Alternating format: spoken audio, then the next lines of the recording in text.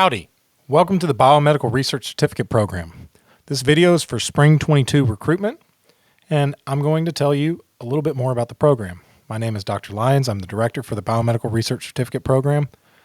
In the next few slides, we'll learn more about the program, and hopefully you'll request to join the program by the end of this. So what is the purpose of the program? The Biomedical Research Certificate program provides undergraduates the opportunity to gain advanced research training in biomedical fields. Students can gain this broader understanding not only through the creation and the evaluation of knowledge, but the dissemination and eventual writing to publication of this knowledge. Each of the required courses includes an engagement and inquiry-based research. It takes a hands-on approach, and it is team-based, just like a real research environment works. So, why pursue the Biomedical Research Certificate? Well, the certificate is open to undergraduates from all colleges. It requires a minimum of 18 hours in credits in designated courses, each of which includes engagement in authentic research. There are no prerequisites to join the program, but the first course, VTPP 123, is only offered in the spring. So if you're at all interested, go ahead and fill out an interest form, the request to enroll form. If you get a spot and you decide that it is not for you, then all you have to do is drop it from your schedule if it gets added, or not add it to your schedule at all. So 123 is kind of the bottleneck or the gatekeeper to the whole program. If you take 123, every course beyond there is open to you, and it's highly encouraged to fill out that request for enrollment form. A QR code will be presented at the end of this, but if you're watching this, you're probably on our website. And if you're on our website, just go to the request for enrollment tab under the menu, fill out the form, take you a few minutes, hit pause, come back, watch this in a little bit. Okay, so it's also team-based, which is very unique. Students don't usually get a whole lot of team-based opportunities, especially early on in your undergraduate career. A lot of your classes are big, large lecture hall classes, a lot of rote memorization, and a lot of content. Rather than focusing on the content here, you will gain an immense amount of skills that will be very beneficial to you as you go forward in your future, whether it's professional school, graduate school, or industry. You'll learn to read scientific papers. You'll also work with highly respected faculty, many of which you might ask for a recommendation letter at some point. Potential to publish results. You get to explore your interests because there's a lot of different tracks, and then the 491 opportunities and research allow you pretty much the ability to explore anything that's at all biomedically related across the university. And this is a very, very good resume builder. So what is the BRC? Well, we have to start with the introductory class.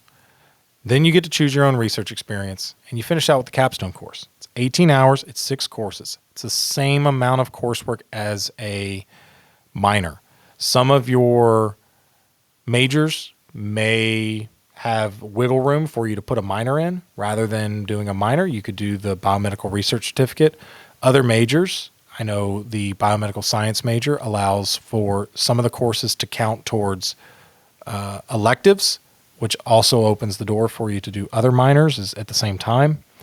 And then there's other majors that some of you might have research already required. You might have to take a 291 or a 491 at some point on your degree plan. Well, if you have to take 3 or 6 hours in that anyways, take a few extra classes and get a certificate in biomedical research. It's open to all majors across the university. It takes 3 to 4 years to complete. So as a freshman, if you're going to enter spring of 22, you would enter in the spring. You'd take Foundations of Physiology. Year 2, you would choose a track. We have multiple tracks available within cardiovascular modeling, health disparities, bioinformatics, human subjects research and learning and cognition. We're also adding in within that experimental track, there will be a neuroscience focus.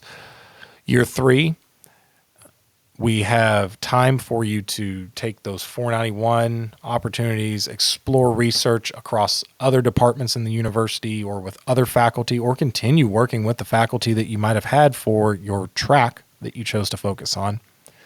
And then year 4, you would take the practicum in biomedical research, our senior capstone course. Although we do have some students that start as a freshman and they opt to take the 444 class as a junior. All of the classes here are semester specific except 444. It does offer a fall and a spring, and our only summer course offered at this time is in the Human Subjects Research and Learning and Cognition track. There is a summer 2021 course and a fall 2022. So that's part 1 and part 2 rather than fall and spring like the rest of the tracks.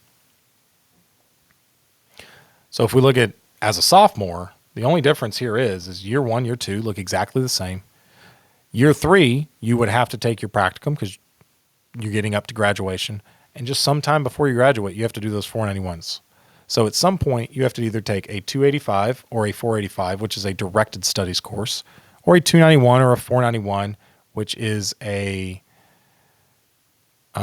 research course per the university. And those courses are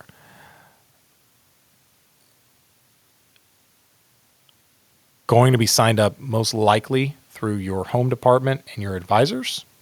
But those are also things that us as a certificate program can take care of. We will talk more about 491s, 485s, or the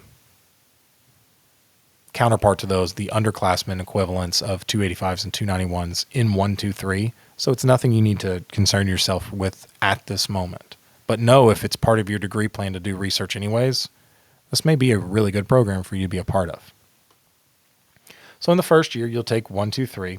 It's a 1-semester course. We work with teams. We learn basic research strategies. We read scientific journal articles. We explore various options in research. And we're especially going to look into the ethics of research as well. One of our tracks is with Dr. Christopher Quick. He's our founder and executive director of the BRC. He has designs for models for physiology research. He is a faculty member here in veterinary physiology and pharmacology, so within the physiology department here at Texas A&M. But he is also affiliated faculty with biomedical engineering.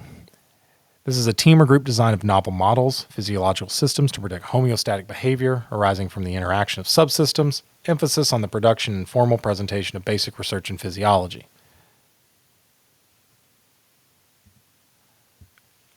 We have myself, Dr. Luke Lyons. I'm the director of the BRC.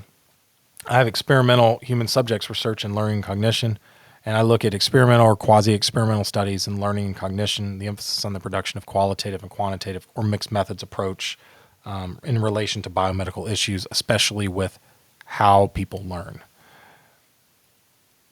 Also taking in qualitative, quantitative, and mixed methodology approaches is Dr. Cisneros. She specializes in health disparities research and looks into a sociological aspect of medicine. We also have a team of bioinformatics professors led by Dr. Ivanov, Dr. Brun, and Dr. Kai. And this is looking at genomic analysis and doing computational biology in the field of bioinformatics with them. We also have a neuroscience track coming fall of 22 with faculty members outside of the College of Science and the Department of Biology, and potentially more tracks to come. In the third year, if you start as a freshman or if you start as a sophomore, somewhere in the midst of your time in the BRC before graduation, you're open to take directed studies or research credits at any time prior to graduation.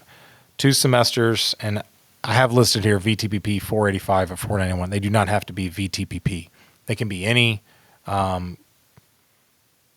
course. If you have a professor over in biology you want to work with, it would be BIOL. If it was in genetics, it would, instead of VTPP right here, it would say gene, or biochem, it'd say BICH. But you get to work with esteemed professors. You choose from a variety of fields. You get to work on some government-funded research potentially through NIH and SF, and then you get to gain knowledge and experience that otherwise might not be open to you as an undergraduate. In your 4th year, we have the practicum in biomedical research. We work with teams to complete a capstone project of your choice, and we discuss the importance of biomedical research and how it's going to impact you, not only your future lives and as a lifelong learner, but your future careers as a professional researcher or employee within an industry. We have a multitude of different options that you can do for your capstones, and they focus on leadership, service, or outreach. So, what do you take away from this program? Well, it prepares you for the future. Extensive research experience looks great when applying to a professional school. Ability to read and understand scientific writing will be helpful in any medical career. It'll be helpful in any career. Regardless, you're going to have some type of technical report that you have to read, some type of methodology. You'll understand what good research is versus bad research. You'll understand why a case study might be very interesting and intriguing, but when you're looking at one or two patients, it's not necessarily something that is generalizable to a larger subset. Those are the things that you'll learn from this, and they'll help you guide your future career. Integrated understanding, not only a physiological process that puts you a step ahead if you have to take physiology, but just how science works in general. And then early experience research is helpful for those that would like to continue conducting research professionally. We have a lot of students that maybe their initial goal as a freshman is to go to a medical, dental, pharmacy, or other professional school. And by the end of doing a few little bit of research, they decide, I actually would rather go after a doctorate, go get a PhD in something.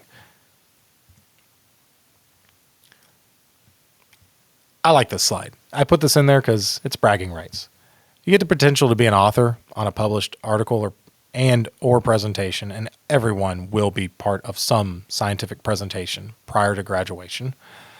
You receive a university level certificate. It looks just like a second diploma. So get the hardware ready, make another frame. It looks exactly like another diploma from Texas A&M, signed by the president. The chair of the Board of Regents? And instead of saying Bachelor of Science or Bachelor of Arts, it'll say Certificate in Biomedical Research. You get an honor grad or an honor cord for graduation, not an honor grad. You don't have to be an honor grad. If you complete this, you get a cord for graduation. So that's always nice. Makes you feel good when the big day comes. And then you get to add Biomedical Research Certificate and all your accomplishments to your resume. And we make sure that with everything you do in here, you're always building your resume. That's why the capstone is the way it is, because you're going to build your resume in something that you need for it. Do you need something in leadership? Do a capstone in leadership. Do you need something in service? Do it in service. Do you need it in outreach and some type of volunteer aspect? We have a way to do that. So how do I start? Well, there's no GPA requirement. There's no prereqs. Open all majors. 3 to 4 years to complete. We've talked about that. Time commitment is completion of coursework up to 10 hours a week, just like a regular course. You're in class 3 hours a week, and that's kind of what we'll require. Probably more in some weeks than others.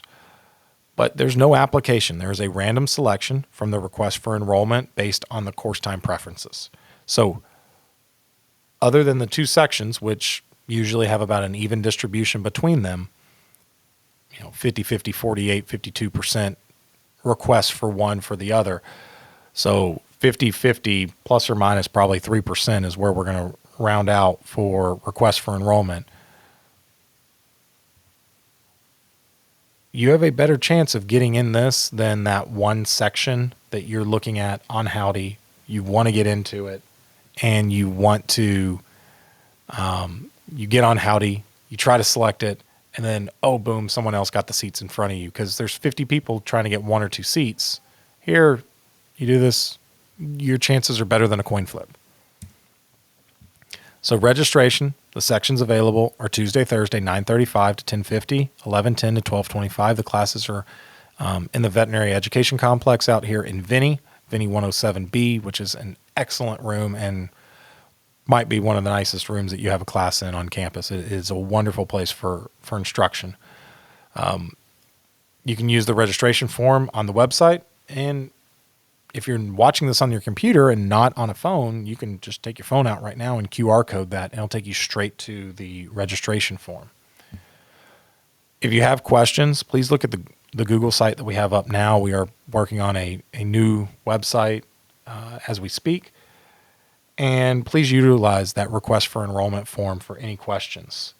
Check back under orientation informationals. Our first one is Wednesday, November 10th at 5:30 in VIDI 109, VIDI 109. That's in that Veterinary Education Complex. Lot 24 has spots, and it should be with any permit after 5. You should be able to park out here as long as you don't park in a reserved spot. There'll be some via Zoom, and then we'll add some other in-person orientations the week before Thanksgiving, so next week. Check back under orientation and informationals for the Zoom links. Special night informational sessions coming up. Thanks and gig 'em.